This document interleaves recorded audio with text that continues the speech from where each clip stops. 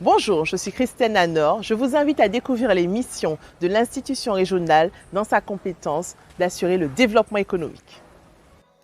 La région est responsable de la définition sur son territoire des orientations en matière de développement économique. Elle inscrit ses objectifs à atteindre dans le schéma régional de développement économique, d'innovation et d'internationalisation. Plusieurs axes sont sous sa responsabilité. L'axe 1 concerne les aides de droit commun en faveur de la création et de l'extension d'activités économiques en compétence exclusive de la région pour définir les régimes d'aide et décider de l'octroi des aides aux entreprises sur l'ensemble du territoire. L'axe 2 concerne les aides à l'immobilier d'entreprise. La région peut participer au financement des aides à l'immobilier d'entreprise décidées par les communes ou les EPCI à fiscalité propre dans le cadre d'une convention. L'axe 3 concerne les aides aux entreprises en difficulté. La région est seule compétente pour décider de l'octroi d'une aide à une entreprise en difficulté. L'axe 4 concerne les aides aux organismes qui participent à la création ou à la reprise d'entreprises, auxquelles la région verse des subventions. L'axe 5 concerne les aides aux professionnels de santé visant à favoriser les soins en zone déficitaire, dispositif sur lequel la région est compétente de plein droit. L'axe 6 concerne les aides aux salles de spectacle cinématographiques. La région peut attribuer donc des subventions à des entreprises existantes ayant pour objet l'exploitation de salles de spectacle cinématographiques. Elle peut aussi compléter les aides décidées par les communes à ces entreprises. L'axe 7 concerne l'aide à l'ingénierie financière.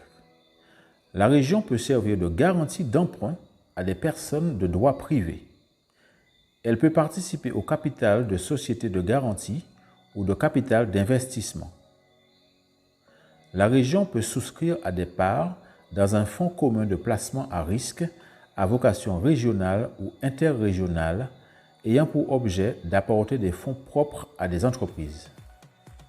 La région peut participer par le versement de dotations à la constitution d'un fonds de garantie auprès d'un établissement de crédit ou d'une société de financement ayant pour objet exclusif de garantir des concours financiers accordés à des entreprises. Elle peut également assurer le versement de dotations ou la constitution de fonds de participation. La région peut participer au capital de sociétés commerciales de droit commun. Elle est tenue d'établir un rapport annuel relatif aux aides et régimes d'aide mis en œuvre au cours de l'année civile précédente sur son territoire par les collectivités territoriales et leurs groupements. L'institution régionale ne va pas au cœur des problèmes. 80% des entreprises en Guadeloupe sont des TPE. Selon les chiffres de l'INSEE et selon les informations partagées par l'INSEE, deux grandes raisons participent à la fermeture des entreprises. La première, le manque de trésorerie. La deuxième, le manque d'éducation financière. Lorsque l'on rentre dans une démarche d'aider des entreprises en leur donnant de très petites sommes pour du saupoudrage d'argent public afin de les aider normalement dans des investissements pour développer leur entreprise, mais que cet argent finalement est utilisé uniquement à boucher des trous dans la trésorerie, on comprend bien que le développement économique que l'ensemble de la population guadeloupéenne attend, n'arrive pas. Les mesures qui sont disponibles pour accompagner le développement économique de la Guadeloupe rencontrent des freins de la part de l'institution régionale, du clientélisme, une question de tête, de nom, en fonction du porteur de projet qui détermine finalement le développement économique du territoire.